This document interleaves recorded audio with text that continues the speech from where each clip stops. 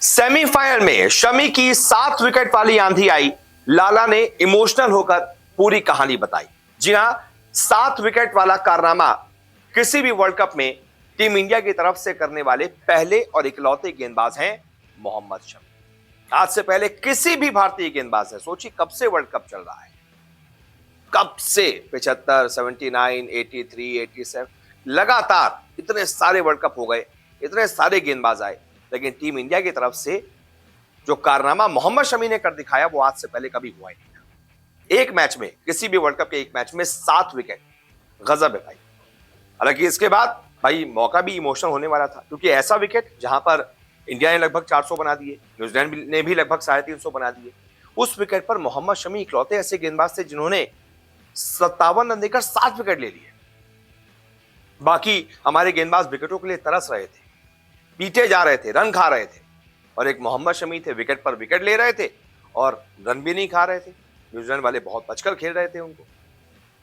तो भाई मौका ही ऐसा था, तो इमोशनल तो शमी होंगे। हालांकि उन्होंने मैच के बाद क्या क्या बताया उस मैच को लेकर, वो मैं आपको बताता हूं। मैच के बाद जब उनसे पूछा गया कि भाई ऐसा विकेट जहां पर इतने रन पड़ रहे थे, वहां पर आपने इतने सारे विकेट ले लिए, क्या था आपके दिमाग में? तो शमी ने कहा, अगर आपको विकेट लेना है तो कलेजा आपको बड़ा रखना पड़ता है, आपको पिच से मूवमेंट लेने के लिए ऊपर गेंद फेंकनी पड़ती है। ऐसे में कई बार आप पर रन भी बन जाते हैं, लेकिन अगर आप बार बार यही रिपीट करते रहोगे तो सफलता मिलेगी। मेरे साथ ऐसा ही हुआ, मेरी गेंदबाजी इसी के आसपास ही रहती है। हालांकि शमी ने डर का भी खुलासा करते हुए बताया कि टीम इंडिया बहुत डर गई थी। शमी ने बताया कि जब हम 400 रन के स्कोर तक पहुंच गए थे, तब हमारे तोते उड़ गए थे, क्योंकि पिच आसान दिख रही थी, यहाँ ओस भी पड़ती है। ऐसे में दूसरी पारी में बल्लेबाजी आसान हो जाती है।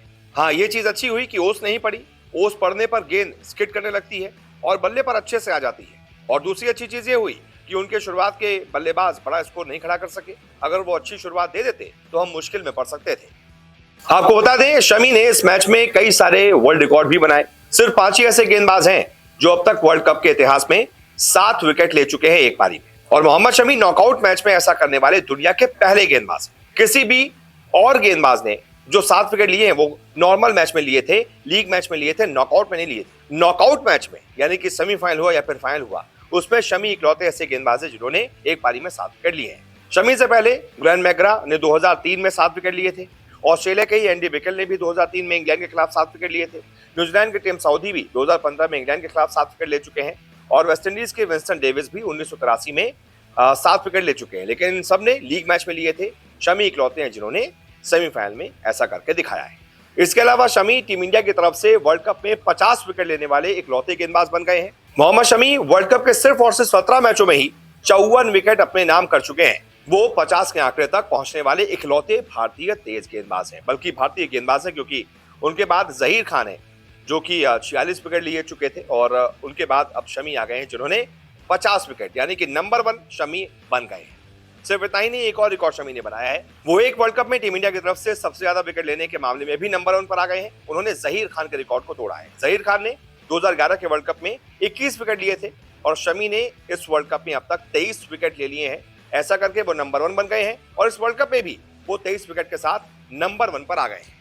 ये वही मोहम्मद शमी है जिनको भारत के शुरुआती मैचों में मौका नहीं मिल रहा था। शुरुआत के लगातार 4 मैच उनको बाहर कर दिया गया था प्लेइंग 11 से। उन पर कप्तान और कोच को शायद भरोसा नहीं था, उनसे ज्यादा भरोसा शार्दुल ठाकुर पर था या दूसरे गेंदबाजों पर था। इसी वजह से शमी बाहर बैठे थे। लेकिन अब जब वो टीम इंडिया के नंबर 1 गेंदबाज बन गए हैं, तहलका मचा दिया, इतने सारे रिकॉर्ड अपने नाम कर लिए हैं, तो शमी थोड़ा सा भावुक हो गए। उन्होंने मैच के बाद कहा, मैं अपने लिए मौके का इंतजार कर रहा था। मैंने बहुत अधिक सीमित ओवरों की क्रिकेट नहीं खेली थी। मैंने न्यूजीलैंड के खिलाफ ही धर्मशाला में वापसी की। हम वेरिएशन को लेकर बहुत बात करते हैं, लेकिन मेरा मानना है कि गेंद को आगे पिच कराकर नई गेंद से विकेट लेना अहम होता है। सेमीफाइनल में पहुंचना शानदार एहसास है। पिछले 2 विश्व कप में हम सेमीफाइनल में हार गए थे। कोई नहीं जानता कि आपको ऐसा मौका फिर कब मिलेगा, इसलिए हम इस बार कोई कसर नहीं छोड़ना चाहते थे। हम इस मौके को हाथ से जाने नहीं देना चाहते थे। यानी कि शमी थोड़ा सा इमोशनल हो गए कि मैं कब से इसका इंतजार कर रहा था। सोचिए, बाहर बैठा हुआ था, कब से इंतजार कर रहा था अपने मौके का, और जब मौका मिला तो मैंने डिलीवर करके दिखाया। और ये एक बहुत शानदार एहसास है कि हम सेमीफाइनल से जीतकर फाइनल में पहुंच गए हैं। लगातार हम 2 सेमीफाइनल हार गए थे, उसकी टीस थी मन में, लेकिन आज चलिए कम से कम मेरी बदौलत टीम इंडिया फाइनल में पहुंच चुकी है। खैर, इसके बाद एक वीडियो भी वायरल हुआ जिसमें अश्विन जो है मोहम्मद शमी का हाथ चूमते हुए नजर आ रहे हैं ड्रेसिंग रूम में। बहुत खुश थे अश्विन भी, और शमी ने जवाब भी दिया अश्विन को कि मैं उनको तमिल में जवाब देकर आया हूँ, क्योंकि अश्विन तमिल से ही उधर से ही है। तो शमी ने जो है अश्विन से कहा कि भाई मैं तमिल में उनको जवाब देकर आया हूँ, चिंता मत करो, तुम्हारी तरफ से मैं खेल रहा हूँ। तो ये कुछ ऐसी बातें जो शमी के बारे में शायद आपको नहीं पता होंगी। उम्मीद करता हूँ आपको रिपोर्ट पसंद आई होगी। बहुत बहुत शुक्रिया।